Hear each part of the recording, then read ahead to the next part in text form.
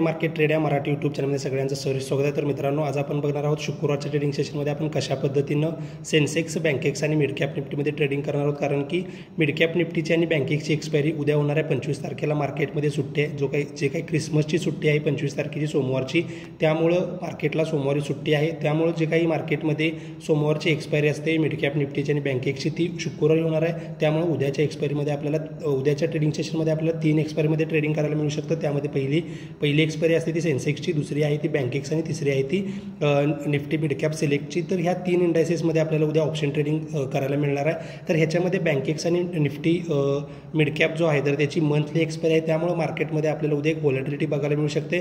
त्यामुळे ह्या उद्याच्या ट्रेडिंग सेशनमध्ये आपण कशा पद्धतीने ह्या 3 इंडायसेसमध्ये ट्रेडिंग करू शकतो आता बघूया। कारण की जर तुम्ही आजच्या ट्रेडिंग सेशनचा विचार केला तर काल जे काही सेलिंग आलं तर त्या सेलिंगनंतर आज मार्केटमध्ये कंटिन्युअसली बाईंग होताना दिसलं आहे।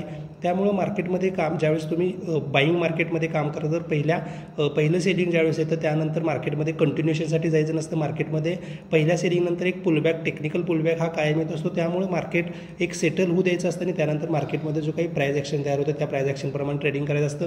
तर सध्या मार्केटमध्ये जर तुम्ही बघितला तर सध्या मार्केटमध्ये लोअर साईडपासून आजच्या ट्रेडिंग सेशनला बाईंग आले आणि हायर साईडला मार्केटने क्लोजिंग दिले। म्हणजे जर उद्या ग्लोबल मार्केट जर परत फ्लॅट किंवा गॅप अप ओपन झालं तर मार्केटमधली ही रॅली परत आपल्याला कंटिन्यू होताना दिसू शकेल। निफ्टी जोपर्यंत 47,200 47,000 ह्या लेवलच्या वरती आहे तोपर्यंत तुम्ही बँक निफ्टी जोपर्यंत 47,200 47,000 ह्या लेवलच्या वरती जोपर्यंत ट्रेड करतो तोपर्यंत तुम्ही buy on DP strategy use करा। निफ्टीसाठी 21,000 हा खूप स्ट्रॉंग सपोर्ट आहे। फिन निफ्टीसाठी जर विचार केला तर फिन निफ्टीसाठी पण 21,000 खूप स्ट्रॉंग सपोर्ट आहे। सेन्सेक्ससाठी 70,000 हा स्ट्रॉंग सपोर्ट आहे, बँकेक्ससाठी 53,000 आणि त्यानंतर मिड कॅप निफ्टी आहे त्याच्यासाठी 10,000। हे सगळे सपोर्ट राऊंड फिगर आहेत, त्या ह्या सपोर्टचं काम करणार आहेत। तो जोपर्यंत ह्या लेवलच्या खाली 1-2 दिवस मार्केट क्लोजिंग देणार नाही तोपर्यंत तुम्ही सेलिंगचा विचार करू नका, ॲग्रेसिव्ह सेलिंगचा विचार करू नका। प्रत्येक डीपवरती बाईंगचा विचार करा, कारण की सध्या मार्केटमध्ये बुल रन आहे। त्यामुळं मार्केटमध्ये जे काही कंट्रोल्ड फॉल येतील त्या कंट्रोल्ड फॉलमध्ये तुम्ही काय करा, तिथं मार्केटला बाय करायचा प्रयत्न करा। जर सेन्सेक्समध्ये जर उद्या तुम्हाला ट्रेडिंग करायचं असेल तर सेन्सेक्स जर 71,000च्या वरती कंटिन्युअसली ट्रेड करायला चालू झाला तर सेन्सेक्समध्ये अजून एक शॉर्ट कव्हरिंग रॅली बघायला मिळू शकते। त्यावेळेस सेन्सेक्स हा 71,300 ह्या लेवलकडेपर्यंत जाताना दिसू शकेल।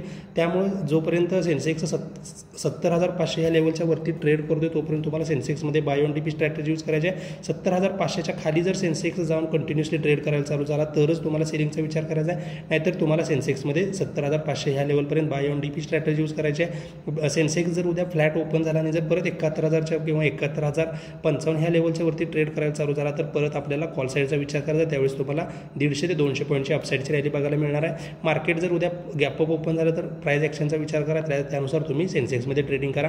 तर बँकेक्सचा जर तुम्ही विचार केला तर बँकेक्समध्ये जो काही रेजिस्टन्स आहे तो 54,055च्या वरती बँकेक्समध्ये आपल्याला एक जबरदस्त शॉर्ट कव्हरिंग रॅली बघायला मिळेल।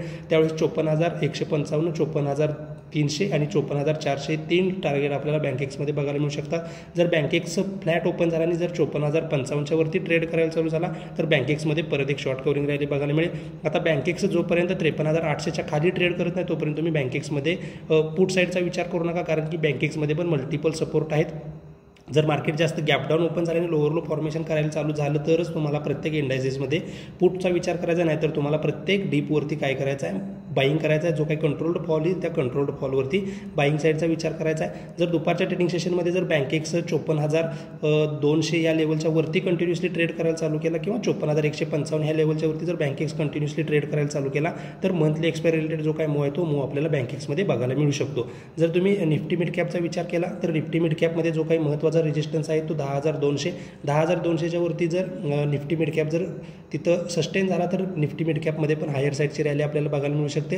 त्यामुळं 10,200च्या वरती जर निफ्टी मिड कॅप जर निघायला चालू झाला तर मार्केटमध्ये तुम्हाला कॉल साईडचा विचार करायचा आहे। तर मित्रांनो, उद्या मार्केटमध्ये सोमवारची सुट्टी आहे, त्याच्या अगोदर मार्केट उद्या ट्रेड करणार, त्यानंतर मार्केटला 3 दिवस सुट्टी आहे। त्यामुळे मार्केटमध्ये उद्या व्होल्टिलिटी खूप जास्त असू शकते, मार्केटमध्ये पोझिशन ॲडजस्टमेंट जास्त असू शकते। त्यामुळं जे काही तुमचं ट्रेडिंग आहे ते ट्रेडिंग सेटअपनुसार करा। जर तुम्हाला ट्रेड व्यवस्थित सेटअपनुसार मिळत असेल तरच ट्रेड करा, बळजबरीनं मार्केटमध्ये घुसू नका, कारण की जर उद्या मार्केटमध्ये जर तुम्ही ट्रॅप झाला तर मार्केट मार्केटमध्ये तुम्ही जेवढे काय आजपर्यंत ट्रेडिंगने पैसे कमवले ते उद्या जाऊ शकतात. त्यामुळे मार्केटमध्ये प्रॉपर लॉट साईज सकट काम करा, प्रॉपर स्टॉप लॉस ठेवा आणि त्यानुसार तुम्ही तुमच्या टार्गेट जे काय आहे त्या टार्गेटवरती काम करा. प्रॉपर टार्गेटवरती तुमचं जे काय प्रॉफिट आहे ते प्रॉफिट बुक करायला शिका. कारण की मार्केटमध्ये नंतर शुक्रवारी उद्याचं ट्रेडिंग संपल्यानंतर शनिवारी सुट्टी, रविवारी सुट्टी आणि सोमवारी सुट्टी 3 दिवस हॉलिडे असल्यामुळे मार्केटमध्ये काय होतं, कधी व्हॉल्यूम कमी असतो, त्यामुळं मार्केटमध्ये ॲडजस्टमेंट भरपूर होतात. त्यामुळे मार्केटमध्ये उद्या ट्रॅपिंग जे होणार आहे त्यापासून तुम्ही वाचा.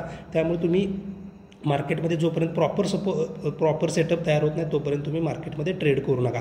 जर फ्लॅट ओपनिंग झालं तर मार्केटमध्ये आपल्याला बुलिश व्ह्यू ठेवायचा आहे. जर जास्त गॅपडाऊन ओपन झाला आणि लोअर लो फॉर्मेशन करायला चालू केला तरच तुम्हाला मार्केटमध्ये निगेटिव्ह व्ह्यू ठेवायचा आहे. फ्लॅट ओपन असू द्या, गॅप ओपनिंग असू द्या, तर आपल्याला बाईंग साईडसाठी विचार करायचा आहे. जर जास्त गॅपडाऊन ओपन होऊन लोअर लो फॉर्मेशन करत असेल तरच तुम्हाला तिथं सेल साईडचा विचार करायचा. तर मित्रांनो, हा व्हिडिओ आवडला तर व्हिडिओ लाईक करा, चॅनलला सबस्क्राईब करा आणि शेअर करा. धन्यवाद. जय हिंद, जय महाराष्ट्र.